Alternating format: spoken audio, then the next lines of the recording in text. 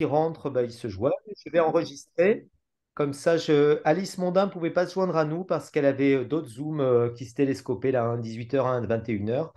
Je vais vous faire de suite alors, je vous fais un petit récap. Donc, la dernière fois, j'avais fait un petit panorama de l'hypnose, on va dire, au XXe siècle, l'hypnose anglo-saxonne principalement. Suite au bouquin donc, sur l'histoire de l'hypnose, l'idée c'était en fait de, de, de faire deux schémas. Un premier schéma qui vient, alors c'est pas moi qui l'ai fait, qui vient de. Je vais vous partager l'écran comme ça, vous allez l'avoir de suite.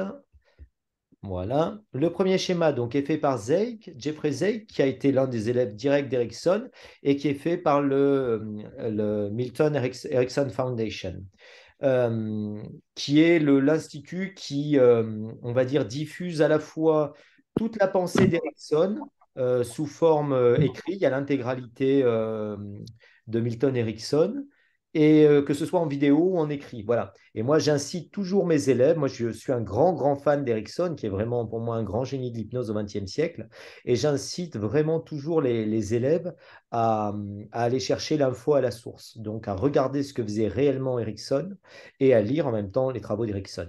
Chez Satas, on a la chance d'avoir ce qu'on appelle les collected papers, c'est-à-dire les articles réunis de Milton Erickson qui ont été traduits et publiés il y a à peu près une dizaine d'années en français. Donc, c'est quatre gros volumes. Donc, pour Noël, vous offrez ça. Vous vous faites offrir les articles réunis de Milton Erickson et c'est une source inépuisable d'enseignements sur l'hypnose. Il faut savoir que Milton Erickson, on ne va pas refaire la bio, mais je vous la fais courte. Il faut savoir que c'est surtout, à mon sens, un grand expérimentateur de génie. C'est vraiment de l'hypnose expérimentale et plus qu'un thérapeute, parce que finalement, on a compté, au final, il a soigné 316 patients, ce qui est très peu, en fait. 316 patients, c'est 6 mois de traitement pour un hypnothérapeute moyen. Par contre, pour chaque patient, il lui disait, écoutez, je vais vous soigner, mais d'abord, vous me devez 300 heures d'hypnose. Voilà. Donc les patients, ils payaient un prix dérisoire parce qu'Erickson n'était absolument pas, on va dire, dans la rentabilité de son exercice, au contraire. Et il les soignait et surtout, il leur demandait d'abord de faire beaucoup d'hypnose expérimentale. C'est comme ça qu'on a pu faire des bons phénoménaux. À mon sens, alors on a Elodie qui arrive. Voilà.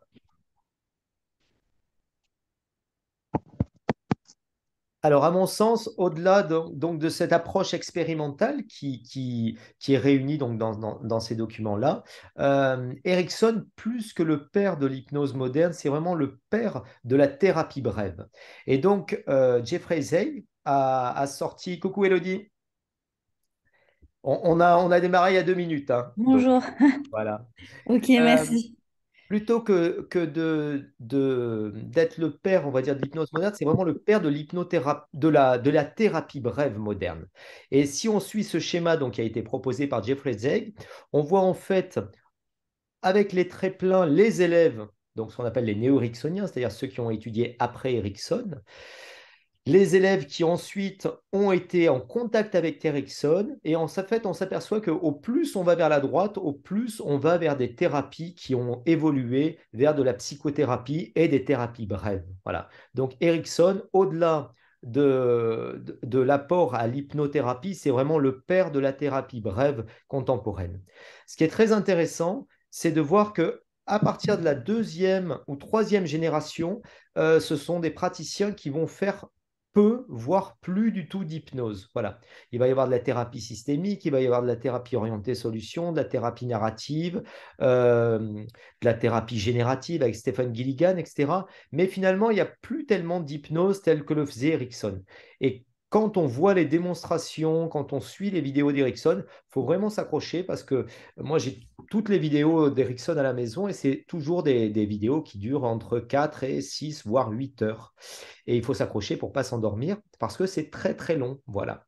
Donc Erickson, il ne travaillait que en transe profonde, voire très profonde avec ses patients pour pouvoir réorganiser en fait les structures subconscientes. Vous m'interrompez à tout Et moment, hein. Brice, Ben, justement, tu, tu fais bien de le dire. Sur les vidéos longues, tu disais là de Ericsson, c'est quoi exactement? Les vidéos longues d'Ericsson, c'est-à-dire, alors, pour te donner une idée, donc en fait, il y a trois types de vidéos, on va dire. Il y a les premières vidéos qu'on trouve sur YouTube, qui sont des vidéos très courtes, qui sont des vidéos qu'il a fait de démos, voilà, principalement. Donc, il fait quelques phénomènes hypnotiques, des reverse levitation, des trucs comme ça. C'est toutes les vidéos très connues de confusion, etc. d'Ericsson.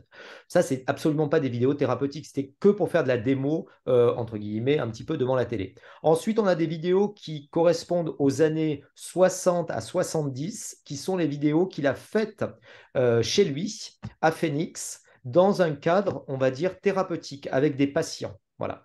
Et puis après, il y a les vidéos à la fin de sa vie. À la fin de sa vie, il prenait plus de patients parce qu'il était trop malade, il était trop fatigué, il avait trop de douleurs. Donc là, c'est principalement des élèves. Donc ça va être tous les élèves que tu as en haut, les néo-ericksoniens. C'est-à-dire, tu vois dans ces vidéos, tu vois sa fille, Roxana. Tu vois aussi les élèves, tu vois Rossi, tu vois Batino, tu vois tous les élèves qu'il a eu directement, qui là viennent poser des questions. Et en fait, lui, il ne leur donne pas des réponses, il les met tous en transe et il leur fait expérimenter. Et donc, il y a eu toute une série qui s'appelle In the Rooms with Milton Erickson, où tu as, alors ça a été publié en 3 fois, là ça y est, c'est fini, où tu as à peu près, je sais pas, pour une série, il y a une douzaine de DVD de 2 heures chacun, où tu le vois expliquer. Alors, on lui pose des questions, en fait, c'est vraiment, j'allais dire à brûle pour point, on lui pose des questions et puis il répond. Et en fait, plutôt que de donner un cours, il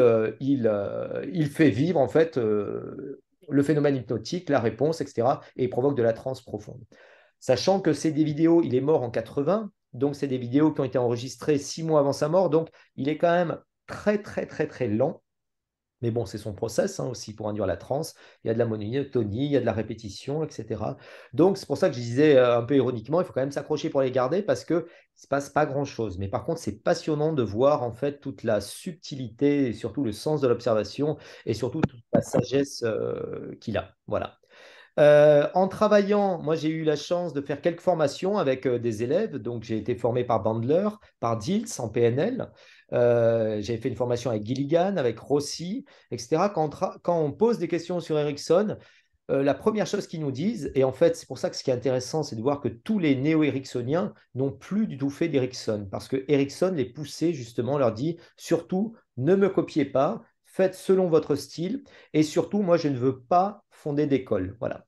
Et il y a la fameuse réflexion d'Erickson, on lui disait, mais qu'est-ce que vous faites? Il disait, bah, dans un tiers des cas, je fais de l'hypnose, dans un tiers des cas, de la psychothérapie, et dans un tiers des cas, je ne sais pas ce que je fais. Voilà. Et donc, Erickson, c'est quand même le génie purement intuitif. Maintenant, on analyse un petit peu des stratégies thérapeutiques d'Erickson, mais à la base, c'est quelqu'un qui est très, très, très intéressant, très intelligent, et qui a cette capacité justement créative, intuitive et imaginative pour aller vers le subconscient du patient et trouver sa solution. Donc, faire du Ericsson tel que Ericsson le faisait, c'est rigoureusement impossible aujourd'hui parce qu'en fait, à moins d'avoir des consultations qui durent entre 6 et 8 heures, ça serait très complexe. Par contre, on s'est approprié des outils, des stratégies qu'il a pu développer. Si vous avez un seul bouquin à lire pour sensibiliser à l'hypnose ericksonienne, plus que de vous plonger directement dans l'intégralité des ouvrages d'Erickson, c'est un bouquin qui s'appelle Le Rubin Batino. Ça s'appelle Les stratégies ericksoniennes. C'est édité chez Satas. Voilà. Excellent bouquin. C'est un bon pavé. Hein, il fait 600 pages, je crois. Mais par contre, il y a toutes les stratégies vraiment dans le texte. Parce que souvent, on a en fait de la PNL. Quand on voit les formations françaises ericksoniennes, c'est surtout de la PNL. Alors, je ne crache pas dessus parce que la PNL, c'est intéressant, mais c'est pas ce que faisait Ericsson. C'est une modélisation de stratégie ericksonienne. Donc, c'est très spécifique, la PNL. Hein. C'est encore autre chose. Voilà. Donc, il faut savoir qu'ensuite, aux États-Unis, maintenant, moi, j'appartiens à 3 sociétés d'hypnose. Et donc, alors, je ne fais pas tous les congrès chaque année, mais j'en fais au moins un ou deux. Là, en mai, je suis à l'IMDHA. Et dans ces congrès-là, maintenant, dans ces sociétés d'hypnose-là, il faut savoir qu'à l'heure actuelle, pratiquement 90% de l'hypnose, euh, on va dire, moderne aux États-Unis, c'est plus de l'hypnose ericksonienne. Quand on parle d'Erickson aux États-Unis, il se trouve que c'est très compliqué à mettre en œuvre. Et pour eux, il n'y a que Erickson, grosso modo, qui savait faire de l'ericksonien. Donc, on a à peu près 10% de présentation en ericksonien et 90%, on va dire, dans des stratégies qu'on appellerait de l'hypnose moderne et que je vais vous présenter maintenant. Voilà.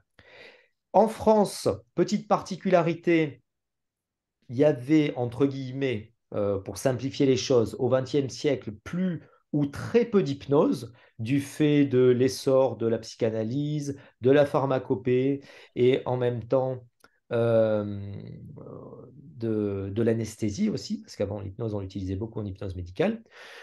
Donc, il y a eu quelques praticiens, on va dire, qui ont continué malgré tout. Je pense à Chertok, qui est un personnage assez extraordinaire en France. Je pense à Jagot aussi, mais c'était un peu underground quand même, hein. Et ils ont été tous, on va dire, virés des sociétés de médecine, de psychanalyse, etc. Dans le cas de Chertok, parce que lui était à la fois psychiatre, psychanalyste et en même temps à la fac de médecine.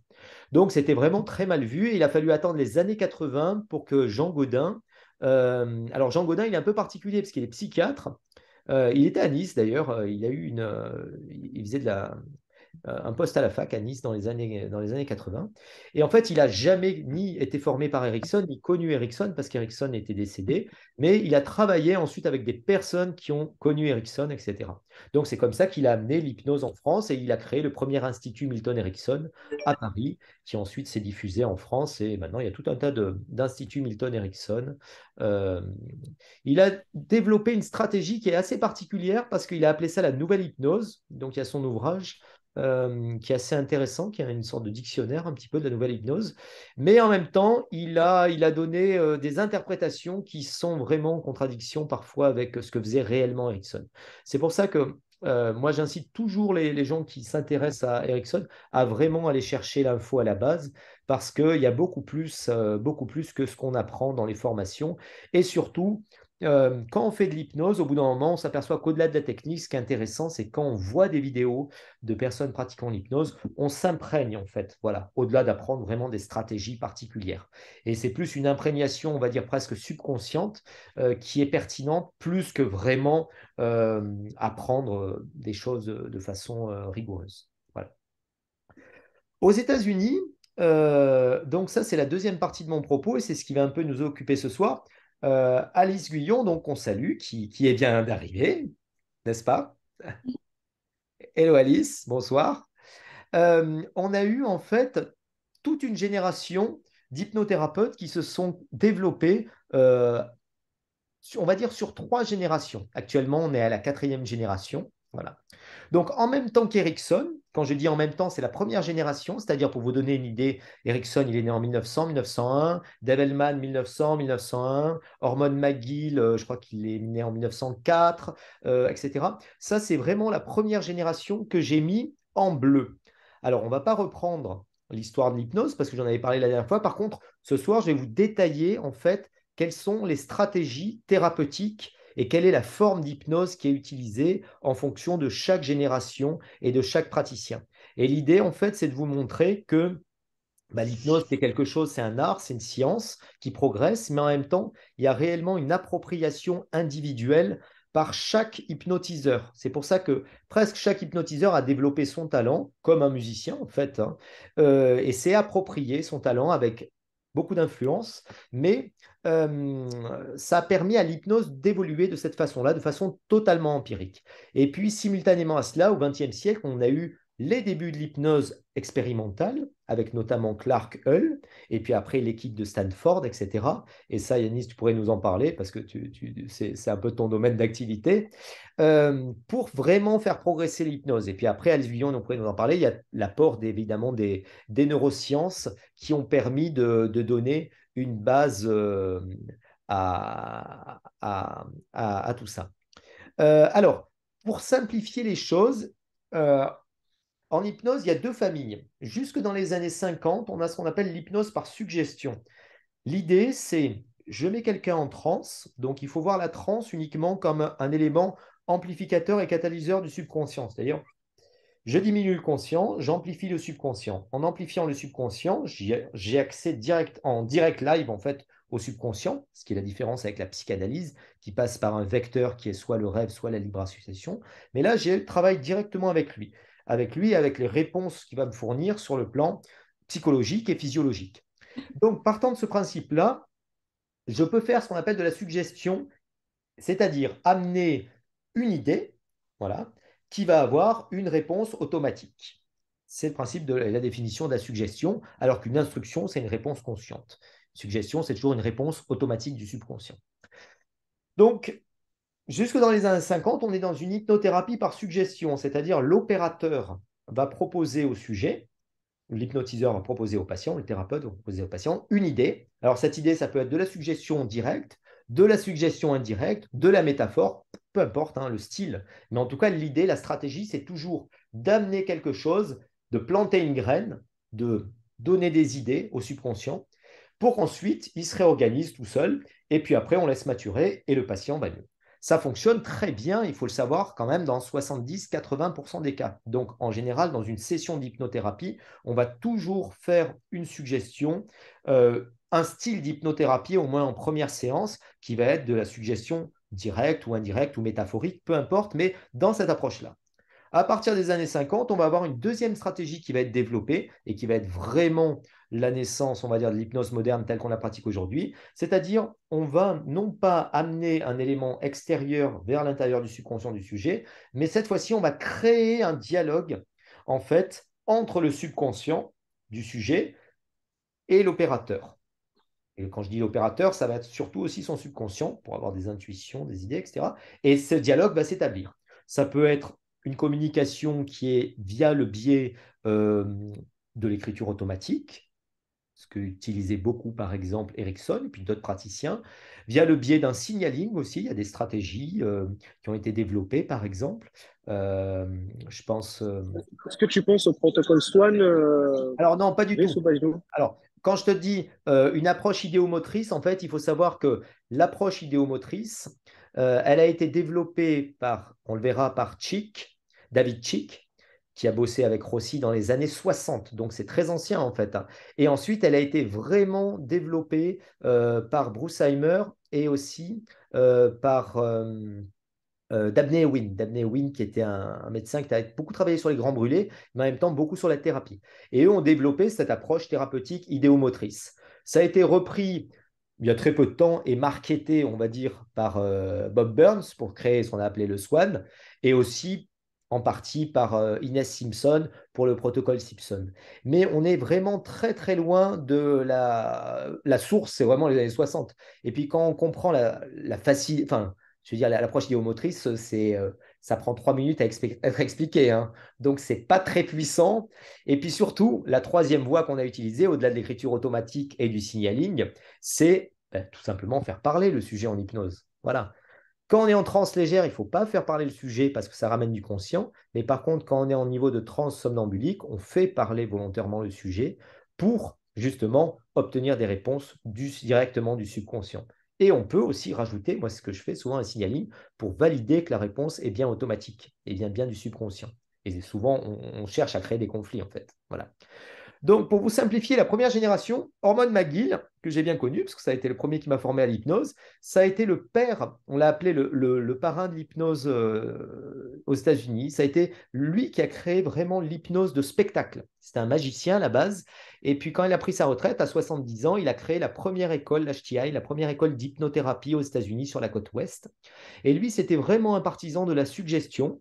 Et puis après, au fur et à mesure, parce que dans les années 70 aussi, la profession d'hypnothérapeute s'est structurée et surtout, il y a eu d'autres outils. Il a beaucoup, beaucoup utilisé ce qu'on va appeler la thérapie par régression. Deuxième praticien de cette période, donc là, pour retenir, Hormone McGill, hypnose de spectacle. Il y a la Bible de l'hypnose de spectacle qui vient de sortir. Là, j'avais fait la relecture et la préface qui sort à la fin du mois. Là. Voilà. Chez un éditeur de magie, marchand de trucs, Ludo. Voilà. Superbe bouquin en 4 tomes, etc. Et pour ceux qui s'intéressent à l'hypnose de spectacle, c'est vraiment la Bible de l'hypnose de spectacle. C'est un bouquin extraordinaire. Avec plein d'astuces, d'induction, des trucs qu'on ne trouve, on va dire, Ça nulle part. s'appelle comment, Brice, tu as dit? Si tu veux, The New Encyclopedia of Stage Hypnosis, la nouvelle encyclopédie de l'hypnose de spectacle. Ensuite, on a Develman dans ces mêmes années-là. Donc, Develman, qu'est-ce qu'il a amené à l'hypnose? L'hypnose médicale et aussi en hypnothérapie, c'est le premier à inventer ce qu'on appelle l'hypnoanalyse et l'hypnose par régression. C'est lui le premier à comprendre que finalement, face à un événement, on va dire comportemental, etc., ou souvent d'expression psychosomatique, parce qu'il va traiter beaucoup d'allergies, de bégaiements, de migraines, etc., on a un événement traumatique et donc, il va créer un système d'hypnose qu'on appelle maintenant l'HRT, l'Hypnosis Regression Therapy, l'hypnose par régression thérapeutique, où on va ramener le sujet pour aller trouver l'événement initial, sensibilisant, le désensibiliser, ramener ensuite on va dire des ressources, enfin des éléments qui vont permettre en fait à la personne de réaliser tous les changements thérapeutiques dont elle a besoin. J'ai fait courte volontairement parce que je voudrais vous détailler au moins dans les grandes lignes les approches qui ont été faites. Rexford North et Harry Aron, c'est vraiment de l'hypnose. Ça, c'est vrai. En fait, ce qu'il faut comprendre, c'est qu'au début du siècle, l'hypnose, c'était l'hypnose à l'ancienne. C'est-à-dire, on avait un pendule, on disait dormez, dormez, dormez. Et si la personne avait mal au ventre, on disait vous n'avez plus mal au ventre, vous n'avez plus mal au ventre, tout va bien. C'est tout. C'était vraiment la méthode Coué, hein, technique. Donc, il faut voir que ces générations-là ont amené vraiment un progrès sur le plan médical et ont formulé vraiment l'hypnose moderne. Rexford North et Harry Aron, c'est les fondateurs de la NGH, ce qui est la première école, première organisation internationale d'hypnose, en fait, qui est formée dans les années 40. Pour la petite histoire, Rexford North, il était sourd. Voilà, ce qui est assez étonnant pour un hypnotiseur. Je ne sais pas comment il faisait, mais je pense qu'il a été sourd au bout d'un certain moment. Donc, il avait pris l'habitude de donner des suggestions et de voir quelles étaient les réponses sans forcément écouter ce que pouvait dire le sujet. À la même époque, grand monsieur de l'hypnose britannique, John Hartland, qui est extraordinaire. Son livre, c'est toujours la Bible de l'hypnose médicale, qui était vraiment un praticien dévoué à l'hypnose et à ses patients. Il était dans un quartier assez pauvre de Liverpool, etc. Et il avait très peu de temps pour faire de l'hypnose. Il était passionné par ça. Et donc, il a commencé à développer ce qu'on appelait les ego strengthening, les thérapies du renforcement de l'ego. Voilà. Il disait tout simplement à ses patients, vous avez une problématique, alors je n'ai pas le temps de l'explorer, etc. Donc, il va faire que des suggestions générales. Tous les changements pour votre corps vont se manifester, vous allez trouver la solution, enfin, etc. C'est vraiment que des stratégies pour donner confiance en soi et confiance aux changements thérapeutiques qu'on espère, que ce soit sur le plan psychologique ou physiologique. Voilà. Et il s'est rendu compte qu'il avait des bons résultats. Et après, quand il a eu plus de temps à consacrer aux patients, parce qu'il a eu une consultation en psychiatrie, ben finalement, il a gardé ce système-là. Et souvent, c'est une stratégie thérapeutique qu'on utilise beaucoup avant l'émerge, avant de ramener le patient, parce qu'on est au pic de l'hypersuggestibilité. Donc, on va pouvoir vraiment glisser le maximum de suggestions directes et lui dire que tout ce qu'on a fait dans la séance, ben, ça va se réaliser, ça va se passer, et qu'il faut qu'il ait confiance en lui et en ses capacités, ses ressources, etc. Vous m'interrompez, hein, parce que je parle un peu vite. William Kruger, alors lui, c'est vraiment une sommité de l'hypnose médicale, gynécologue. Et au-delà de la gynécologie, ça a été le premier, avec Develman, à réaliser tout un tas de protocoles pour les accouchements sans douleur. Et quand je dis sans douleur, c'est-à-dire en hypnoanesthésie. J'ai des films de ces années-là où on voit des césariennes réalisées sans anesthésie, des accouchements sans aucune anesthésie, d'autres chirurgies, des parathyroïdectomies, etc. Vraiment des trucs très poussés sur le plan chirurgical et sur lesquels les patientes sont en transe profonde. Les bouquins de Kruger, on les trouve maintenant en PDF ou sinon je vous les envoie si vous en avez besoin. C'est Clinical and Experimental Hypnosis et on se rend compte qu'il a non seulement étudié évidemment tout ce qui était lié à la gynécologie, mais surtout il a tellement exploré l'hypnose qu'il a amené, et ça a été le tout premier à intégrer, c'est pour ça que c'est intéressant, tout ce qui était ce qu'on appelait les behavioristes à l'époque, c'est-à-dire les thérapies comportementales cognitives à l'hypnose. Et donc, il a créé une hypnothérapie purement comportementale, purement psychologique, psychiatrique, où il intégrait en fait des stratégies de TCC à l'hypnose. C'est un mec qui a tout exploré. Il a exploré en même temps, il a utilisé l'acupuncture couplé à l'hypnose. Enfin, c'est vraiment un génie, hein. À la même époque, Charles Tebetz, pareil, hypnotiseur de spectacle, qui à la retraite se passionne pour l'hypnothérapie et est l'inventeur de ce qu'on a appelé les parts thérapie. Voilà. Jusqu'à présent, on avait l'image du subconscient un petit peu comme quelque chose d'unifié, entre guillemets, et ça a été le premier à mettre en évidence, et ça c'est grâce aux travaux, en fait, d'une autre équipe qui sont les époux Watkins et qui ont travaillé sur ce qu'on appelait les ego state therapy, qui est la génération un peu d'après. Ils se sont rendus compte qu'en étudiant des pathologies extrêmes, par exemple chez les patients dissociatifs, chez les troubles de la personnalité, chez les patients paranoïaques, chez les patients schizophrènes, on avait diverses personnalités. Et en fait, par extrapolation, ils se sont dit, mais finalement, on a tous, quelque part, plusieurs personnalités. On est parents quand on a des enfants, on a une personnalité quand on est en famille, on a une personnalité, etc. Et en fait, on a autant d'apprentissage, autant de boucles et de schémas de fonctionnement neuronaux qu'on a en fonction des apprentissages de nos expériences de vie. Donc, souvent, quand on fait de la parts thérapie, la personne vient, par exemple, elle a une problématique, et on va tout simplement dire, voilà, on va s'adresser à une partie de toi qui est responsable du problème et une autre partie qui a la solution. Et on va faire dialoguer ces deux parties et euh, évaluer en fait comment est chaque partie, quelle est sa place, quelle est sa fonction, quelles sont ses intentions, quelles sont ses intentions secondaires, ses bénéfices secondaires, etc. Et comment elle peut établir un dialogue avec la partie, évidemment, qui est la plus écologique pour le patient.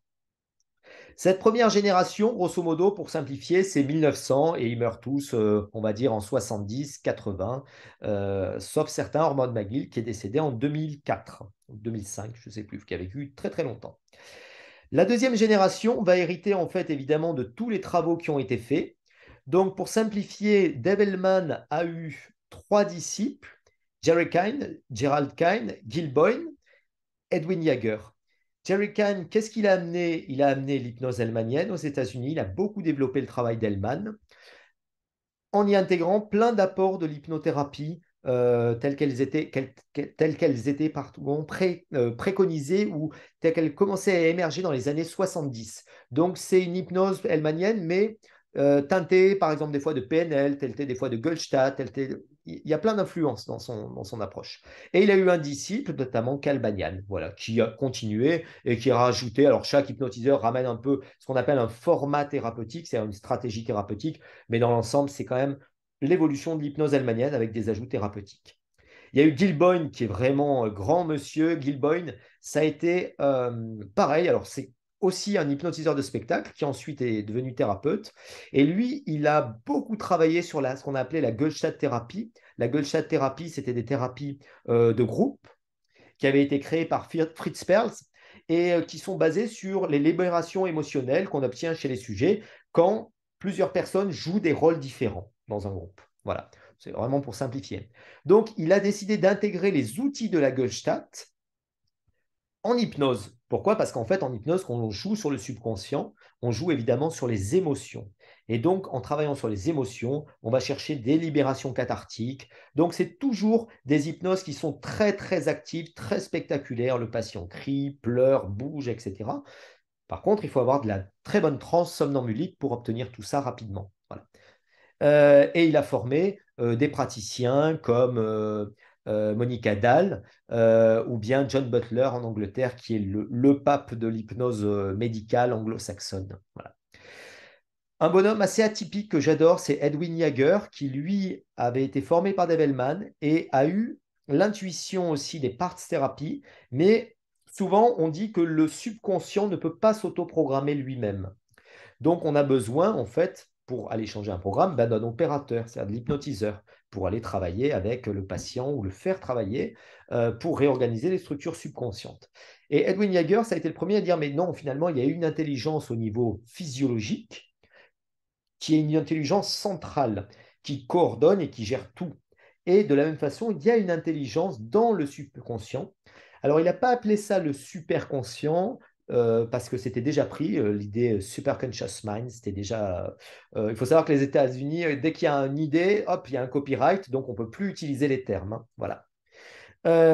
Et donc, il a utilisé une autre approche. Il a dit, voilà, en chaque individu, on a des thérapies, des parts thérapies, c'est-à-dire des petites parties au niveau du subconscient, mais on a quelque chose qui unifie et qui est un peu le subconscient élevé, on va dire la part élevée du subconscient, qui gère et qui sait organiser tous les processus, que ce soit sur le plan psychologique ou sur le plan physiologique.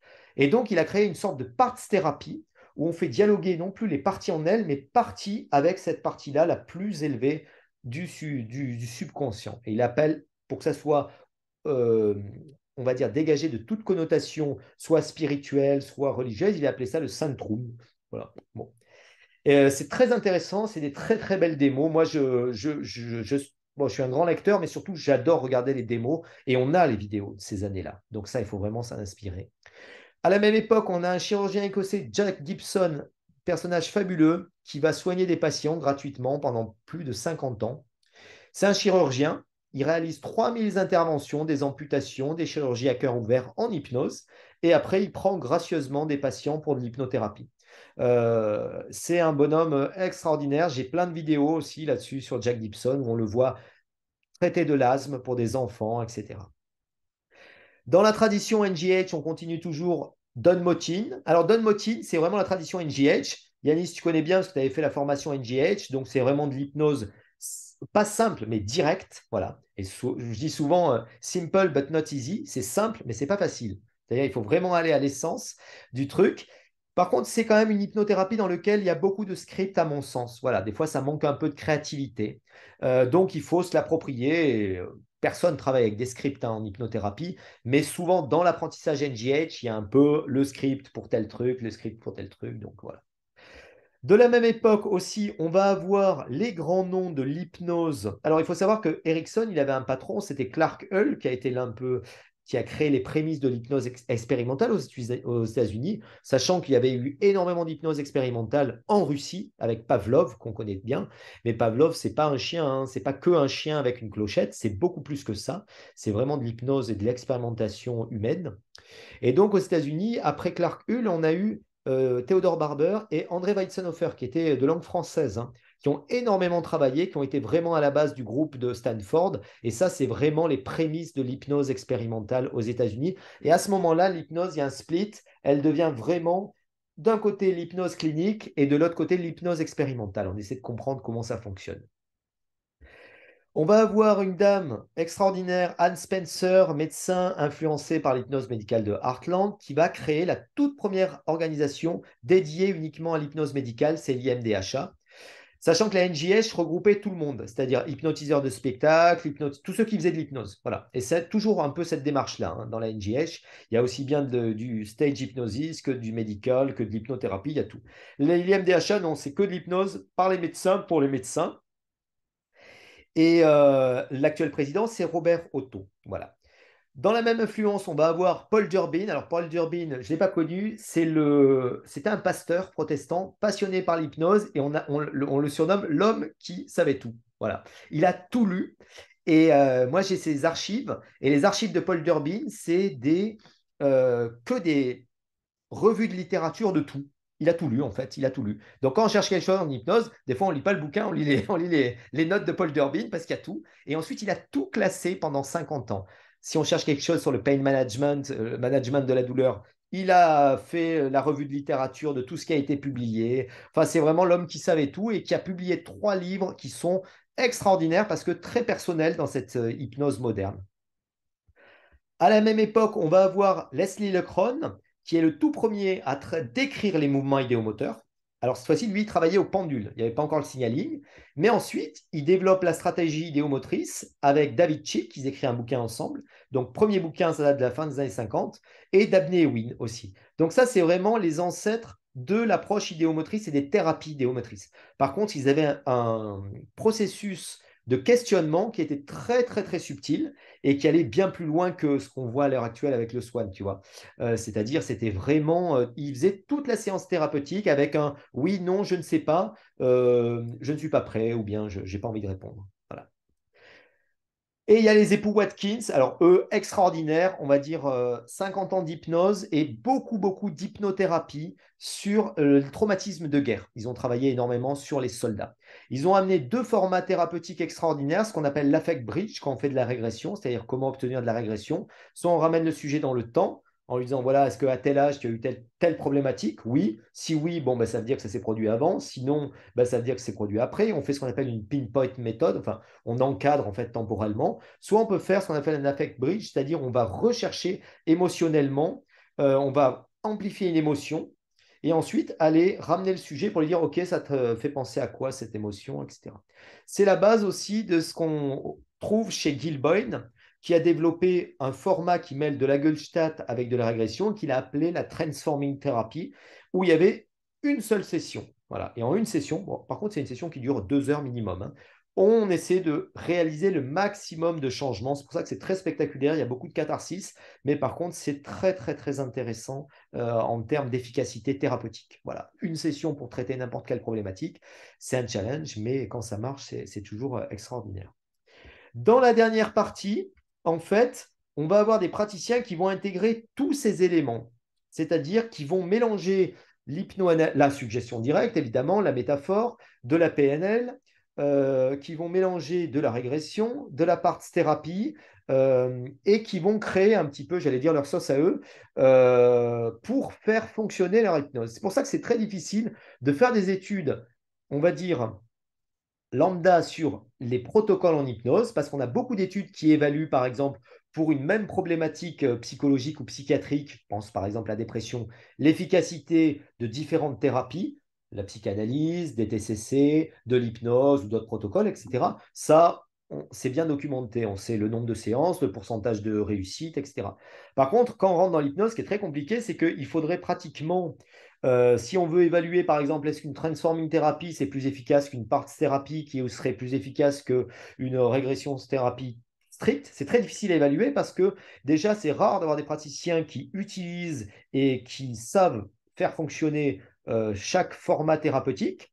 Et en plus, pour un même praticien, la difficulté, et ça c'est toute la difficulté, Yanis pourrait nous en parler, d'en fait établir des protocoles en hypnose parce que il y a un rapport qui se crée avec le patient et donc le rapport n'est pas le même d'un thérapeute à l'autre et donc d'un opérateur à l'autre. Donc les résultats évidemment sont influencés.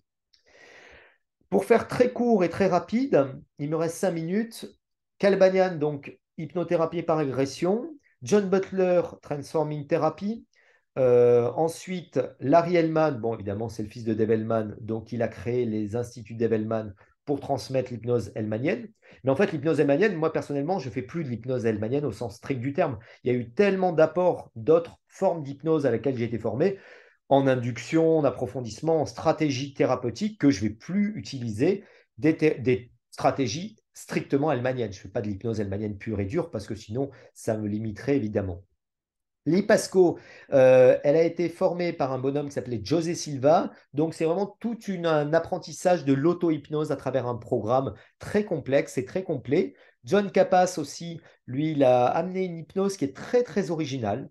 Il y a un peu que lui qui faisait ça, hein. C'est une hypnose qui mêle à la fois une évaluation de la suggestibilité du sujet, si le sujet est plus émotionnel physiquement, ou si... Enfin, il y a vraiment toute une stratégie très, très intéressante. Voilà, il a une grosse école d'hypnose sur la côte ouest, ça c'est intéressant. Ernest Rossi, qui a beaucoup travaillé évidemment avec Erickson, mais il a beaucoup travaillé avec David Chick et mind body, sur la mind-body thérapie, c'est-à-dire la connexion qu'on peut établir entre le corps et l'esprit. Bruce Heimer, qui a été l'élève de Dabney Ewing et de Watkins, c'est quelqu'un qui travaille énormément sur la douleur aux États-Unis. Et sur la douleur, il y a 3 grands spécialistes. Il y a Bruce Heimer à l'heure actuelle, Deborah Seth, qui a beaucoup travaillé en chirurgie, Ron Esslinger, qui est un ancien capitaine de Navy et qui était médecin militaire et donc qui travaillait sur l'hypnose et la douleur, et Mark Jensen, qui est l'actuel président de, alors je ne sais plus si c'est l'ICBSH, enfin une grosse société d'hypnothérapie aux États-Unis. Gordon Emerson, ça a été pareil, l'un des élèves des Watkins qui ont travaillé sur les affects bridge et sur les régressions thérapies, ce qu'il faisait les ego state therapy en mêlant de la parts thérapie. Et lui, il a créé les resource therapy, c'est-à-dire on va aller faire uniquement de la projection dans le passé pour trouver les ressources et de la projection dans le futur. Voilà. L'un des grands disciples, j'ai fait la traduction de son bouquin l'année dernière, c'est Roy Hunter, l'art de l'hypnose, qui a été le disciple direct de Tibet et aussi qui a travaillé beaucoup aussi dans cette approche des parts thérapie. C'est lui qui vraiment à l'heure actuelle continue à faire l'enseignement de la régression thérapie et des parts thérapie aux États-Unis. Si on va un peu vers la gauche, Burt Goldman, qui est un disciple de José Silva, Shelley Stockwell, qui est l'une des éditrices, qui a été l'éditrice d'Hormone McGill et l'une des disciples, et qui continue. Alors, elle est formée à l'hypnose transpersonnelle, donc c'est plus une approche spiritualiste. J'en parle pas sur le schéma, parce qu'il y aurait encore autant à dire dans l'approche spiritualiste aux États-Unis. Il y a toute une partie de l'hypnose, et notamment de l'hypnose médicale, qui utilise des outils de l'hypnose spirituelle. Vous allez me dire, alors ça paraît un peu dingue. En fait, pas du tout. On peut comprendre que les croyances de l'individu sont autant de leviers, autant de ressources sur lesquelles on va pouvoir s'appuyer pour réaliser des changements, que ce soit sur le plan psychologique ou physiologique. Par exemple, je donne un exemple, quelqu'un a des douleurs, des brûlures, etc. Si on lui fait un protocole d'hypnothérapie classique, pain management, c'est un truc contre la douleur, on va avoir un résultat qui va être, par exemple, je ne sais pas, 80% de réussite, ou je ne sais pas, 60, 70%. Si par contre, on va utiliser en plus ses croyances spirituelles, s'il en a et si elles sont fortement marquées, si c'est vraiment un levier thérapeutique, eh ben on peut faire le même protocole d'hypnose médicale en lui disant, voilà, c'est la lumière divine ou l'énergie cosmique de guérison qui va activer la guérison. Et en fait, on a des meilleurs résultats sur le plan thérapeutique. C'est pour ça qu'on a gardé des formats thérapeutiques comme la régression en vie antérieure, les projections, les dissociations, tout ce que vous voulez, euh, pour faire de l'hypnose médicale. Voilà, ça c'est très répandu aux États-Unis, hein. Dernière génération, et j'arrive au bout de ma présentation, on a Randall Churchill, qui a été l'un des créateurs avec Hormone McGill de cette école d'hypnothérapie, qui lui est le plus grand praticien en régression. C'est lui qui a fait le plus grand nombre de régressions aux États-Unis et qui a formé énormément de praticiens à la régression. Voilà. Et surtout à cette approche qui était presque, qui vient de Freud, hein, c'est-à-dire vraiment l'approche de la catharsis où on va dénouer quelque chose. Personnage original adorable, c'est Michael Preston qui a développé une hypnothérapie qui ressemble à rien d'autre. Voilà, ça c'est très simple. Il n'a aucune définition en commun avec les autres hypnothérapeutes, aucune technique en commun, et sa stratégie thérapeutique n'a rien en commun avec tout ce qui se fait. Voilà. Si vous allez voir sur YouTube, il y a toutes les vidéos de Preston et c'est un régal parce que c'est d'une intelligence folle, d'une intuition vraiment géniale. Et lui, il a développé un format qu'il appelle la bibliothèque qui mêle tous les formats thérapeutiques, à la fois la régression, à la fois la parts-thérapie, à la fois, enfin, c'est assez génial, moi, je trouve. Dans l'hypnothérapie, plus, on va dire, de recherche à l'heure actuelle, il y a euh, Gaffner qui a publié d'excellents bouquins aussi sur l'hypnose et toutes les stratégies d'induction et aussi de l'hypnothérapie conventionnelle. Mukte, c'était à la base, j'aime bien les gens qui ont une approche très scientifique de l'hypnose, parce que moi je la partage, hein, je fais surtout l'hypnose opératoire, donc c'est vraiment du médical, hein, donc c'est vraiment, on voit les résultats immédiatement en transe, c'est pas comme la thérapie où des fois il faut attendre ou ramer un peu.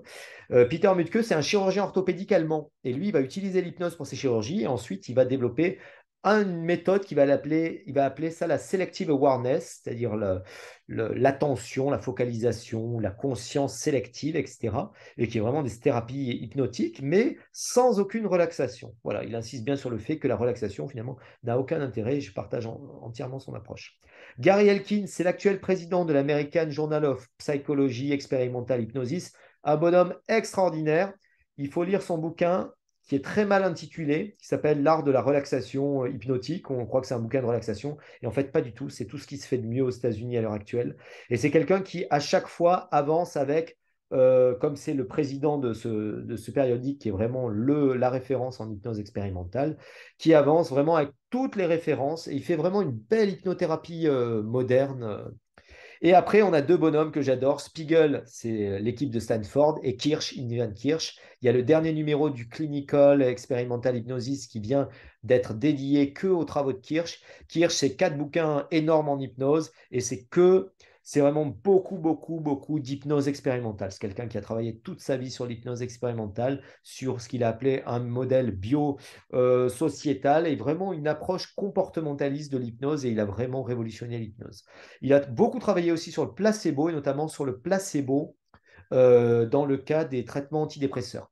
Et évidemment, il s'est pris le lobby de Big Pharma dans la tête, pour ne pas dire dans les dents, qui lui ont coupé toutes les aides, on va dire, financières et qui l'ont évincé de pas mal de congrès. C'est un très grand monsieur de l'hypnothérapie. Voilà, donc en condensé, je vous ai fait un petit résumé de l'hypnothérapie moderne aux États-Unis. L'idée, c'est de comprendre qu'en fait, peu importe la technique, ce qui est intéressant, c'est que on aboutit maintenant, et on le voit à travers les congrès d'hypnothérapie aux États-Unis ou d'hypnose, tout simplement, à un peu un consensus par rapport à des stratégies très classiques, l'hypnothérapie par suggestion, et en même temps des formats thérapeutiques. Je pense à la régression, je pense aux parts thérapie, je pense à la Gestalt thérapie, je pense aux qui sont devenus en fait des standards thérapeutiques. Voilà.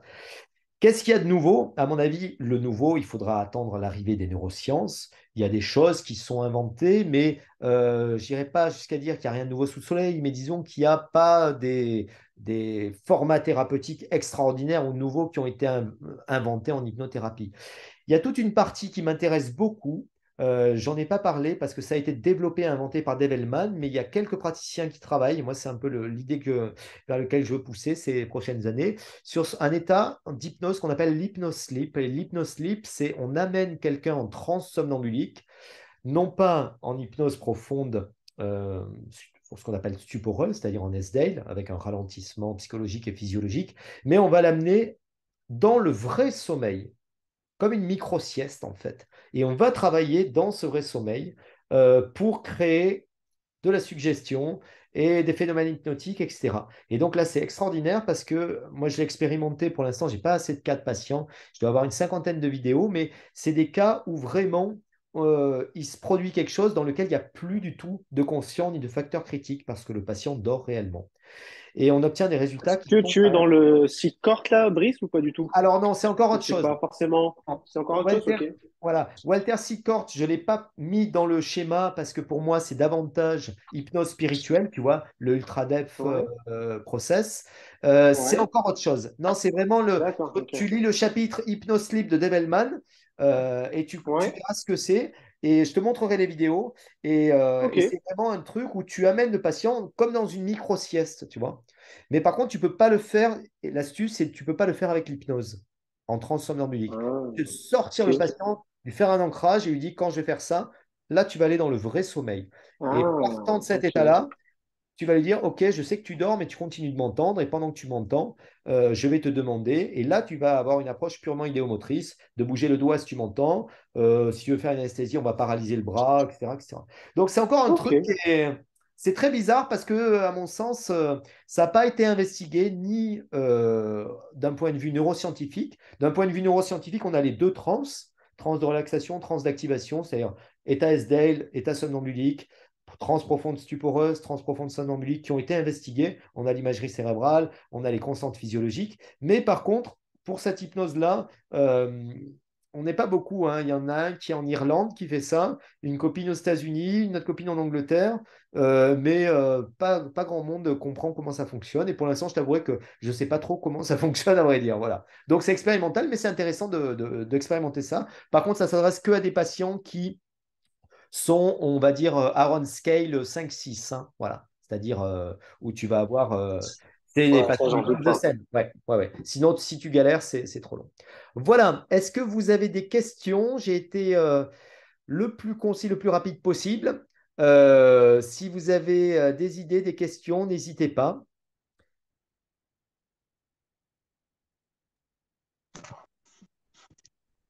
Non, moi, j'avoue que je ne sais pas comment tu fais pour retenir tous les petits détails de pratique des uns et des autres dans cette arborescence extrêmement complexe. Mais bon, Bah, j'ai été un peu. Alors, si tu veux, nous, on est en dessous, tu vois. On est la génération 4, c'est-à-dire ceux qui sont. Ceux qui... Et j'ai eu la chance, quand même, dans la génération. Alors, 2, il y en a quelques-uns avec qui j'ai fait les formations, tu vois, qui sont encore vivants, mais c'est un peu la fin, quoi. Et dans la dernière génération, j'ai eu la chance chaque année de faire des trainings avec Stockwell, Churchill, Preston, etc.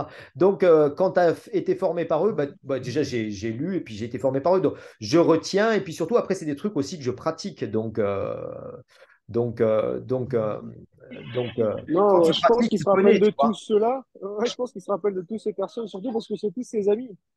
Donc forcément, s'ils sont tous ses amis, c'est facile.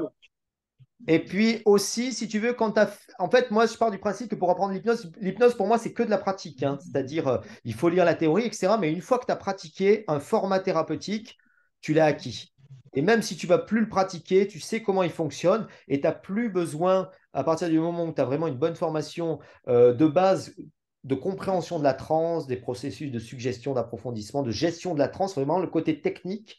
Une fois que tu as compris ça, c'est fini, tu n'as plus besoin de strict. Donc souvent, moi, je regarde les vidéos des hypnotiseurs qui m'intéressent Par imprégnation, tu dis, ah tiens, là, il a eu une bonne idée, là, tiens, je ferais ça comme ça, là, tiens, là, bon, je ne ferais pas ça comme ça, je trouve ça bourrin ou ça ne m'a pas plu. Mais c'est comme ça que ça fonctionne, quoi. C'est vraiment un art qui s'approprie au fur et à mesure des pratiques et puis surtout de l'observation après des autres praticiens. Voilà.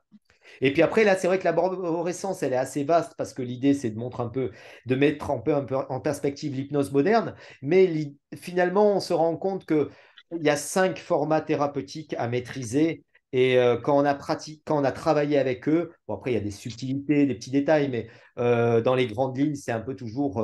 Quand on a compris comment fonctionnent, quelles sont les lois du subconscient, de la suggestion, finalement, on peut être très créatif et inventer un peu ce qu'on veut, quoi. Mhm.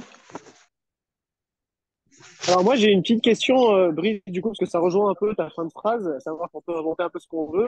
Est-ce que tu penses qu'avec tout ce qui s'est passé déjà, tout ce listing, tout cet historique d'hypnose, on peut encore créer une nouvelle forme d'hypnose? Alors, c'est une très bonne question. Déjà, la dernière génération et celle qui suit, souvent aux États-Unis, euh, ils ne savent pas faire ou plus faire ce qui se faisait précédemment. Donc, quand j'ai écrit le bouquin Histoire de l'hypnose, l'idée, c'est de dire, avant de faire de l'hypnose, il faut être, on est des nains sur les épaules des géants, c'est-à-dire qu'il faut au moins étudier et faire et refaire ce qui a été fait par nos prédécesseurs pour pouvoir prétendre amener quelque chose. Donc déjà, s'approprier tout ce qui a été fait, c'est déjà énorme. À mon sens, euh, alors au niveau des formats thérapeutiques, oui, il y a d'autres formats. Il y a celui dont je parlais, l'hypnosleep, le dream therapy aussi, où tu amènes le patient en hypnosleep et tu le fais rêver. Et cette fois-ci, tu vas avoir un contenu du rêve qui va être totalement farfelu. Ça, c'est très intéressant. Ça m'intéresse beaucoup, cette approche du rêve provoqué, qui n'a rien à voir avec le rêve lucide, qui n'a rien à voir.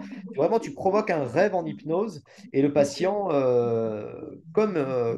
c'est un peu une transe dans la transe, une mise en abîme de la transe. Donc là, il y a des trucs intéressants à faire. Après, il y a aussi tout ce qui est apport des neurosciences. Et là, on commence, tu vois, à avoir de l'imagerie, de la cartographie cérébrale. On sait comment ça fonctionne en transe.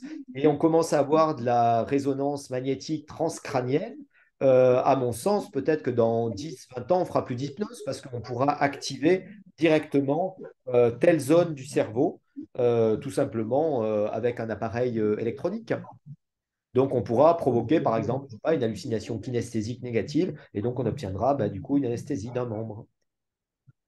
Donc peut-être que, je ne sais pas, mais peut-être que la réponse, elle vient aussi de cette approche très, très scientifique. Voilà. Je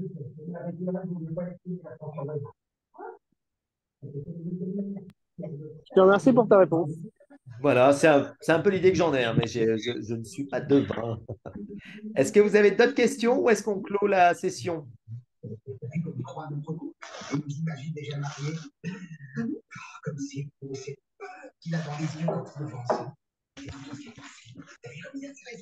Alors, bon, je vous propose qu'on s'arrête, comme ça on finit pas trop tard. La prochaine fois, info super importante, mais je vais le relayer plus que cette supervision qui malheureusement a pas eu autant de monde, mais bon, tout le monde était un peu pris. La prochaine fois, j'invite, alors je pense que quand je dis la prochaine fois, ça sera en juin, Sylvia Morard. Sylvia Morard, qui est-ce?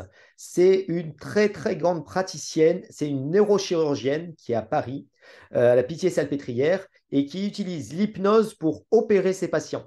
C'est-à-dire, elle les met en transe, et puis après, elle ouvre leur crâne, et puis elle leur fait plein de trucs à l'intérieur. Voilà. Donc, c'est vraiment une neurochirurgienne et qui va utiliser l'hypnose opératoire, comme je le fais, mais en même temps qui fait de l'hypnothérapie. Et en plus, elle est passionnée par les neurosciences. Donc, elle va nous faire tout un truc sur son approche, qu'est-ce que l'hypnose pour elle et qu'est-ce que la transe et comment le cerveau fonctionne en hypnose. Voilà. Moi, je vous avouerai que je suis scientifique dans ma démarche, mais par contre, je suis un praticien. C'est-à-dire, quand je parle de l'hypnose, c'est toujours d'un point de vue pratique et rarement d'un point de vue théorique. Et les neurosciences, ça me passionne. J'adore tout ce que raconte Alice Guillon sur le cerveau, etc. Parce que chaque fois, j'apprends. Voilà. Je suis pas tellement branché, on va dire, sur l'imagerie cérébrale parce que je pars du principe qu'on peut conduire une voiture sans comprendre comment fonctionne le moteur. Mais bon, ça, c'est personnel. Mais en tout cas, c'est intéressant d'avoir des gens comme ça qui ont une pratique et surtout un recul et une compréhension de la transe à travers quelque chose de très scientifique. Donc, Sylvia Morard, d'ici là, je vais vous faire passer son article qui est extraordinaire, qui était paru dans la revue Trans, voilà, où elle explique un petit peu son truc. Je connais bien sa présentation. C'est une présentation très technique. Il y a plein d'imagerie cérébrale. Vous apprendrez plein de trucs. Et surtout, ce qui est très intéressant, c'est comme c'est pas une théoricienne, mais comme elle utilise l'hypnose au quotidien, elle vous expliquera comment elle fait de l'hypnose. Et je pense que vous serez très, très étonné par sa façon de faire de l'hypnose. Parce que il faut savoir que Sylvia Morar, elle est roumaine et elle est quand même elle a une très forte personnalité. Donc là, vous allez voir non pas de l'hypnose, on va dire, directive, mais presque un peu autoritaire. Et vous allez voir comment ça fonctionne. Voilà. Donc, ça sera un super moment et vraiment un truc à suivre. Donc, je vous partagerai tout ça et comme ça, on refera une session. OK? Je vous remercie. Et 21 heures, voilà, on a tenu le timing, 1 heure pile. Et je vous dis une bonne soirée et à bientôt, à la prochaine. Merci Brice, à bientôt. Merci, Brice. Allez, au Merci revoir. à tous. Bonne Brice, soirée. Bye merci bye. beaucoup. Bonne Merci. soirée.